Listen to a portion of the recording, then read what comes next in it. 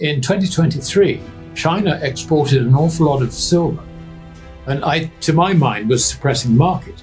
The thing that was interesting is that amongst the largest takers of this silver were places like Hong Kong, Singapore, and London, which I would regard as predominantly financial centers rather than photovoltaic manufacturers.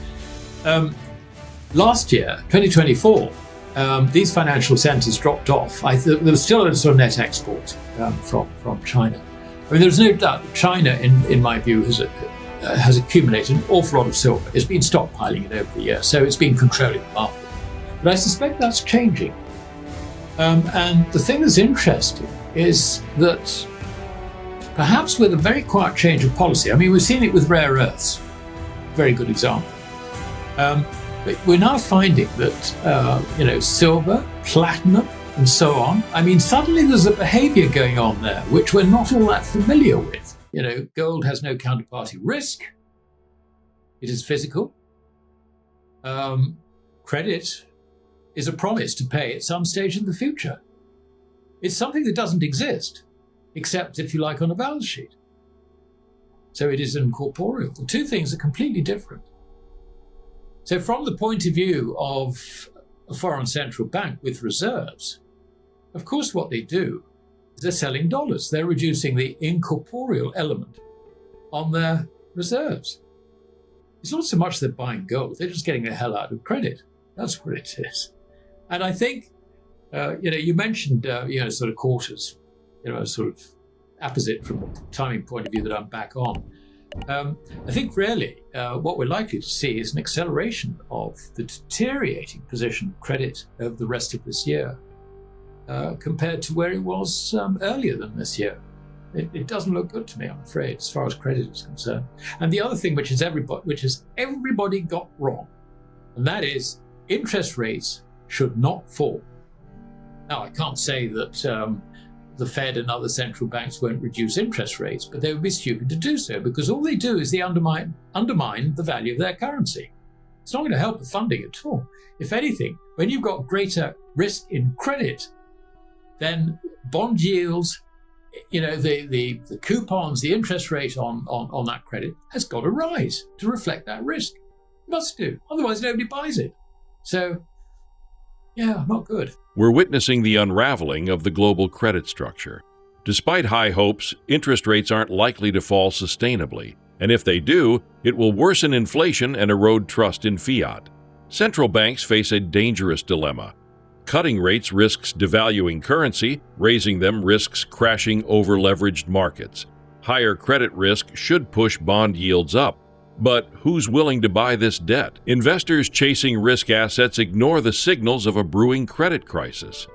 Memories of past crashes, like those in the 1980s or 2008, show what happens when unsustainable leverage collides with rising interest rates. And the thing is that, as we've spoken about before, a lot of the people that are blinkered and chasing risk assets with ignoring all of these factors because they were never around when there was a previous crisis. Now, I still remember, and I know you do, Alasdair, when in the 80s, I mean, when we had the last sterling crisis, for example, and I remember interest rates in the teens, and I remember in Gloucester, near where I was or am, and entire divisions, housing divisions, where there were professional people, school teachers, etc., who couldn't pay their mortgage anymore. And the banks were loath to repossess because it would have meant marking it to market. And the whole derivative chain would have imploded. And speaking of derivatives, and I know we've spoken about this before, I mean, these interconnected derivatives, and that's form into gold as well, and they touch everything.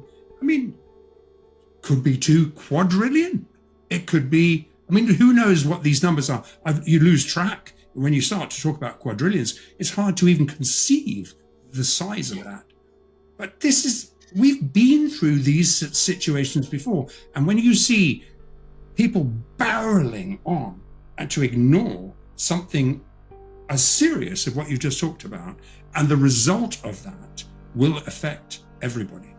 The modern financial system is drowning in derivatives, potentially quadrillions in notional value, all interconnected through fragile counterparties.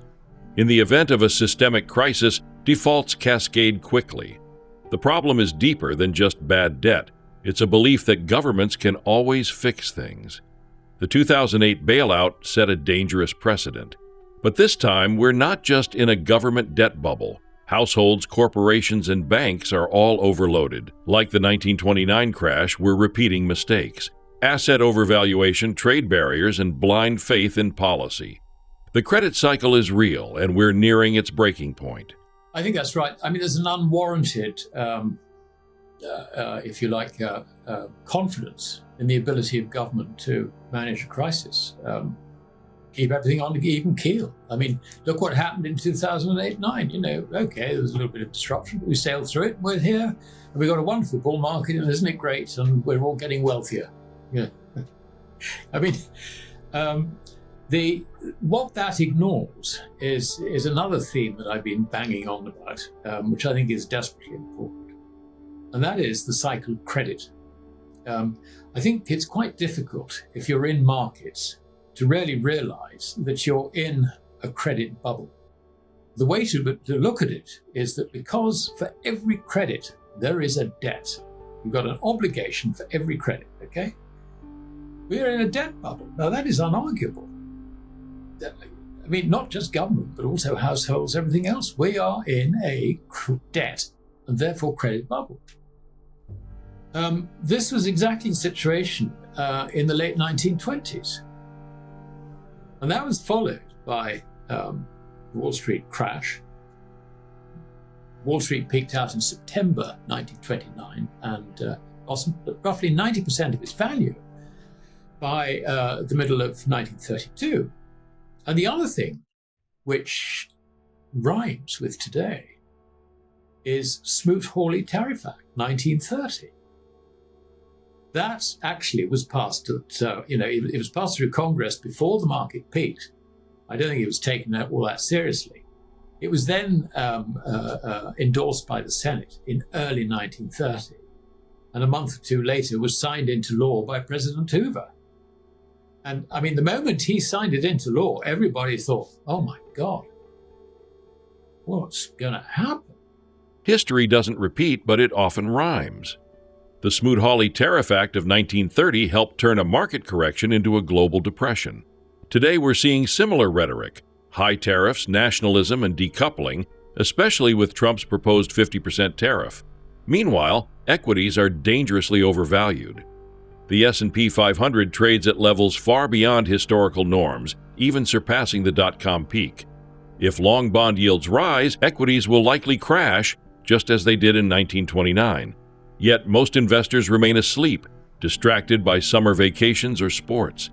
The quiet before the storm often comes in the form of complacency, and we're there. And, of course, you found that country after country said, well, if you're going to tariff us, we'll tariff you. Tit for tat. And it meant that industry, in terms of its manufacturing, was having to pay more. Rather like, what's my imported copper going to cost? Which, is Trump's latest wheeze. 50% tariff or copper. I mean, it's ruinous for American industry. Yeah. And we've got exactly the same thing today. And this is why it's so important. That little chart I saw, which told us that it looks like tariffs are going to be a little bit higher than they were after the Smoot-Hawley Tariff Act. I mean, we've got exactly the same situation.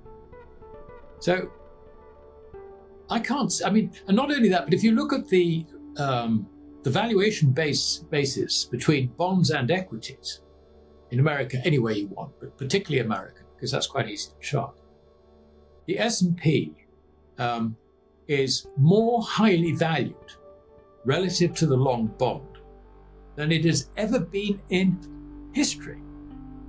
It is more than twice as overvalued as it was in April 2000.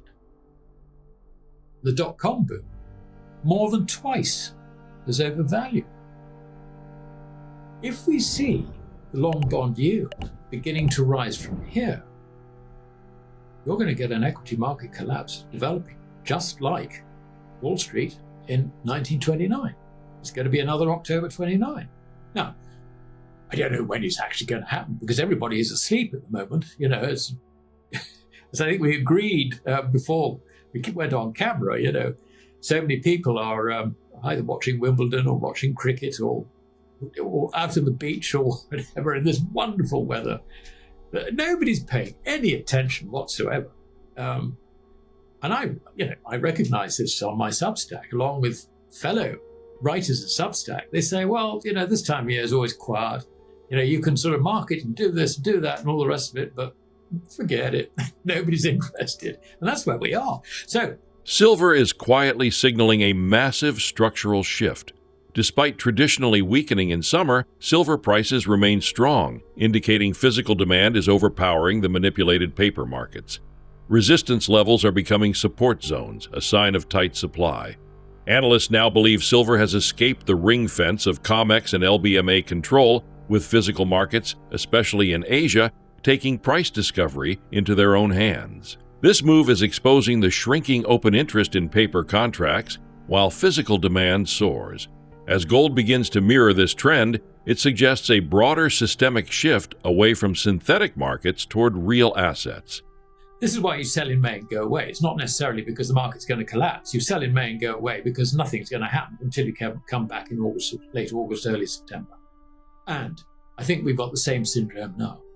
But this situation is so stretched that I don't think that it can go much beyond the, if you like, the later stages of this summer. It is so stretched. And interestingly, Andy, from the point of view, looking at what's going on in precious metals, gold is just moving sideways. Silver has got, a nice bid under it, actually. I mean, it really feels firm. And I look forward to your market analysis on this. But if you look at both those precious metals, they should be coming off in the summer months, basically, because the establishment will want some cheap stock or to market on their shorts or whatever it might be. It could happen yet, but there's no sign of it. It's just remarkably firm. And I just get the feeling that anything coming into the market is just taken. So over to you on the market. Again, silver provides a window. It's obviously, gold is much more complex to follow.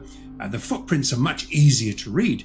But the thing is, I think that, and we were talking about 35 resistance. Now that's become support. And in fact, even 36 looks like support. So why is that? And I think what it is that personally, I believe this, and we track our liquidity providers in Asia and what it's happened. I think that silver has a sufficient open interest, or let's just say the sufficient COMEX open interest and LBMA open interest that has now escaped into the physical markets. I think it's jumped the ring fence. I think they're having very, very much trouble in keeping silver down.